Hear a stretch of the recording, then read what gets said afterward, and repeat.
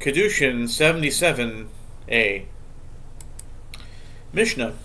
The daughter of a male halal is unfit to marry into the priesthood forever. In other words, all daughters of male descendants of a halal are prohibited from marrying priests, as they have the status of halalot.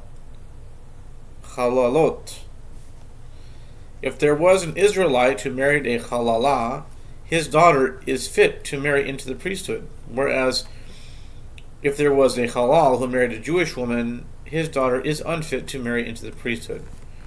Rabbi Yehuda says the daughter of a male convert is like the daughter of a male halal, and she is also prohibited from marrying into the priesthood. Rabbi Eliezer ben Yaakov disagrees and says, if there was an Israelite who married a female convert, his daughter is fit to marry into the priesthood. And similarly, if there was a convert who married a Jewish woman, his daughter is fit to marry into the priesthood. But if there was a male convert who married a female convert, his daughter is unfit to marry into the priesthood.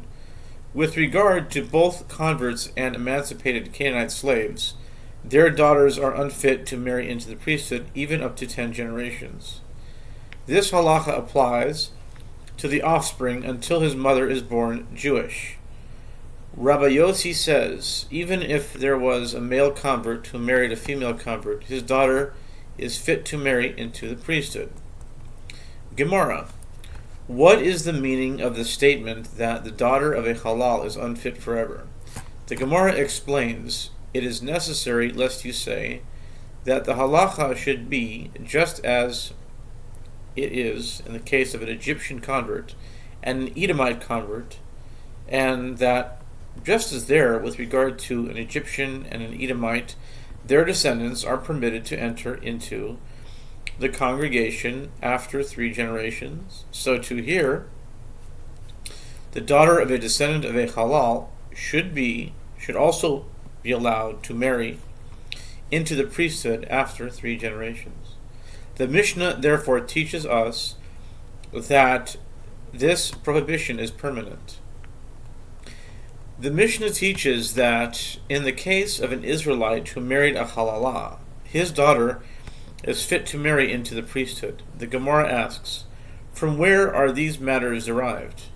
Rabbi Yochanan says, in the name of Rabbi Shimon, that it is stated here, and he shall not profane his offspring among his people, Leviticus 21:15. And it is stated there, he shall not defile himself, being a chief man among his people, Leviticus 21:4. Just as there the prohibition against a priest contracting ritual impurity from a corpse applies to males, but not females, so too here, with regard to the profanation of his offspring, where the term among his people is also employed, it is males who are rendered unfit, and who render their daughters unfit to marry into the priesthood when they are chalalim, but not females. The Gemara asks, if that is so, that profanation applies only to males, the daughter of a high priest and a widow should be permitted to marry into the priesthood, and there should be no status of a halalah. The Gemara rejects this. It is written that his son is profaned. It is written his offspring, which includes his daughter, as the verse reads, he shall not profane his offspring among his people. Nevertheless, the daughter of his halalah daughter, who is already the 3rd generation, is permitted as a result of the verbal analogy. The Gemara asks, if so, that the granddaughter is permitted as a result of the verbal analogy, the daughter of his son should also be permitted. The Gemara answers, it is written, he shall not profane his offspring, by which the Torah links his offspring to him. Just as for him his daughter is unfit, so too for his son, the son of a high priest, his daughter is unfit. The Gemara asks, in that case, the daughter of his daughter from an Israelite should be prohibited, just as his own daughter is unfit. The Gemara answers, if so, that his daughter's daughter is also unfit, of what use is the verbal analogy of he shall not defile himself, being a chief man among his people? It must teach that his daughter's daughter is fit. The Mishnah teaches that if there was a halal who married a Jewish woman, his daughter is unfit to marry into the priesthood. The Gemara questions this ruling. Wasn't this already taught in the first clause? The daughter of a male halal is unfit to marry into the priesthood forever? The Gemara answers, since it taught in the first clause about an Israelite who married a halal, it is also taught in the latter clause about a halal who married a Jewish woman to present the complete ruling. The Gemara comments, the Mishnah is not in accordance with the opinion of Rabbi Dostai ben Yehuda, as it is taught in a Brisa. Rabbi Dostai ben Yehuda says, just as the sons of Israel are a ritual bath of purity for halalot, in other words, the daughter of a halalah who marries an Israelite does not transmit her status of a halalah, and their daughters may marry priests, so the daughters of Israel are a ritual bath of purity for halalim, and their daughters may marry priests. The Gemara asks, what is the reason of Rabbi Dostai, son of Yehuda?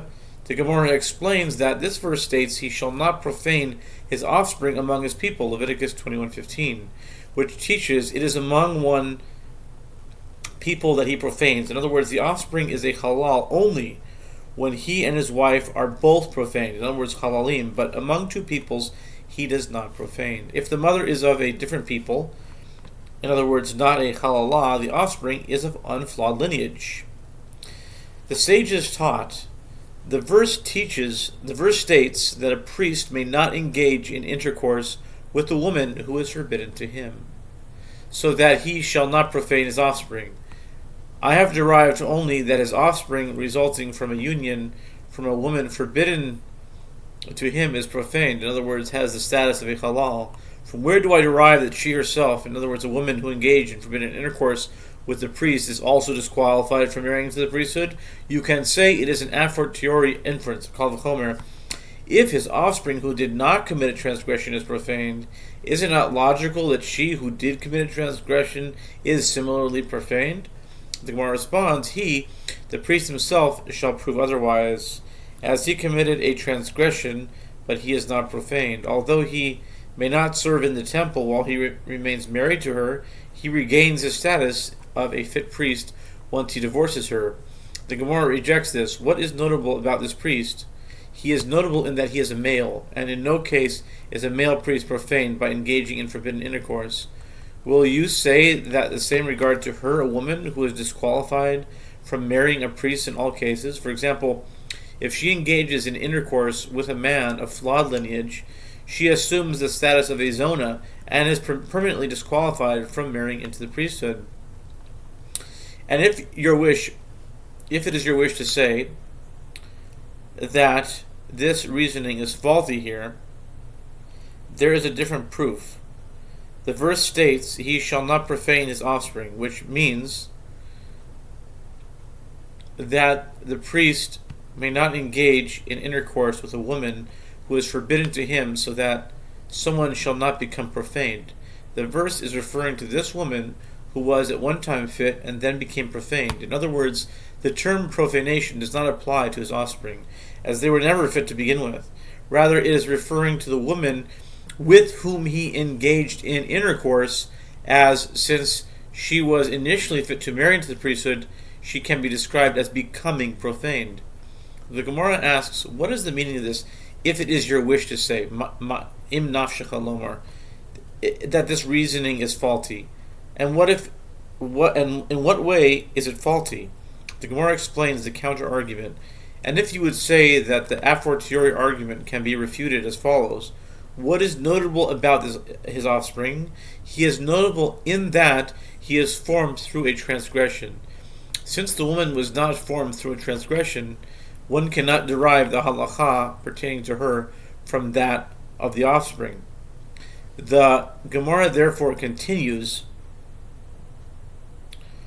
that even if one were to state that counter-argument, the verse nevertheless states, "He shall not profane his offspring," which means that the priest may not engage in intercourse with a woman who is forbidden to him, so that someone shall not become profaned.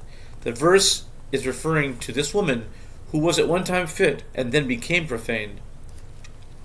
The sages taught, who is a halalah? The term is referring to any woman born from people of flawed lineage.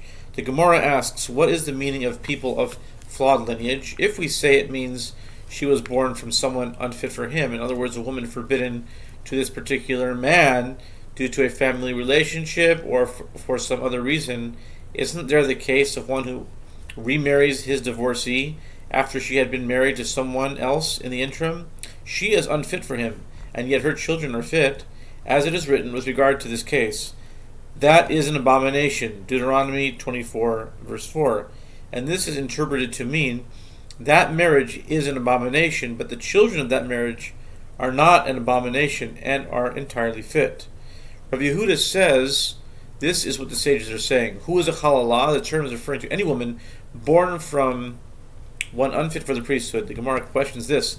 This implies that one who was born, yes, she is a halalah, but one who was not born from one unfit for the priesthood is not a halalah. Aren't there the cases of a widow or a divorced woman or a zona who engaged in intercourse with a priest? They were not born from one who was unfit for the priesthood, and yet such a woman is a halalah. Rabbah said, this is what the sages are saying. Who is the halalah mentioned that did not have a moment of fitness at all, but was unfit from birth? She is any woman born from one unfit for the priesthood. The Gemara asks, what is the meaning of the term mentioned? When was she mentioned? Rabbi Yitzchak bar Avin said, this is what the sages are saying. Who is the halalah whose prohibition is rooted in the words of the verse in the Torah, and it is not necessary to clarify her prohibition further by the words of the sages? She is any woman born from one unfit for the priesthood. With regard to such a woman, the verse explicitly states, he shall not profane his offspring. By contrast, the halakha that a woman who engages in forbidden intercourse with a priest becomes a halalah is not explicit in the Torah, but is learned through an exposition of the sages. The sages taught, if a high priest engages in sexual intercourse with a widow, he is liable to receive only one, in other words, with 3 widows. He is liable to receive only one set of lashes. Similarly, if a priest engages intercourse with a divorcee, he is liable to receive only one set of lashes. If a high priest engages in sexual intercourse with a woman who was a widow, and then was a divorcee, and then was a halalah, and then was a zona, when the changes for status occurred in that order, that she was first widowed, then remarried, and was divorced, and subsequently engaged in intercourse with the priest, thereby becoming a halalah, and then she engaged in intercourse with a Gentile or forbidden relative, thereby becoming a zona. A high priest is liable to receive lashes for each and every one of these transgressions each time he engages in intercourse with her. By contrast, if she first became a zona by engaging in intercourse with a Gentile or forbidden relative, and then becoming a halalah by engaging in intercourse with the priest, and subsequently she divorced, remarried, and was widowed, a high priest who now engages in intercourse with her is liable to receive only one set of lashes. The Gemara proceeds to clarify this brisa. The master said in the brisa, if a high priest engages in intercourse with a widow, he is liable to receive only one set of lashes. The Gemara asks, what are the circumstances of this widow? If we say that he engaged in sexual intercourse with 3 widows, with Reuven's widow, and with Shimon's widow, and with Levi's widow, why is he liable to receive only one set of lashes?